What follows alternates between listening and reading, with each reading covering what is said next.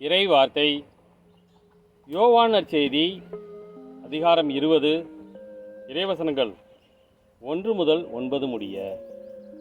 வாரத்தின் முதல் நாளன்று விடியற்காலையில் இருள் நீங்கும் முன்பே மகதலா மரியா கல்லறைக்கு சென்றார். கல்லறை வாயிலில் இருந்த கல் அகற்றப்பட்டிருப்பதைக் கண்டார்.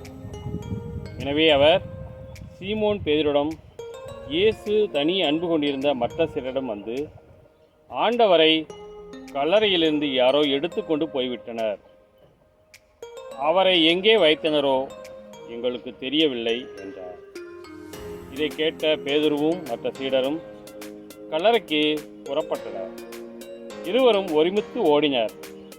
மற்ற சீடர் பேதுருவை விட விரைவாக ஓடி முதலில் கல்லறையை அடைந்தார்கள்.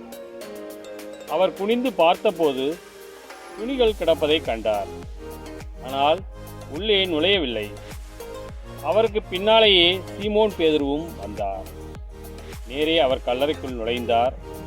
அங்கு துணிகளையும் இயேசுவின் தலையை மூடியிருந்த துண்டையும் கண்டார். அத்துண்டு மற்ற துணிகளோடு இல்லாமல் ஓரிடத்தில் தனியாக சுருட்டி வைக்கப்பட்டிருந்தது. பின்னர் கல்லறைக்கு முதலில் வந்து சேர்ந்த மற்ற சீடரும் உள்ளே சென்றார், கண்டார், நம்பினார்.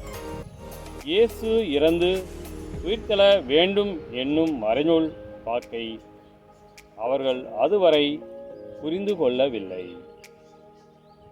கிறிஸ்துவின் நற்செய்தி.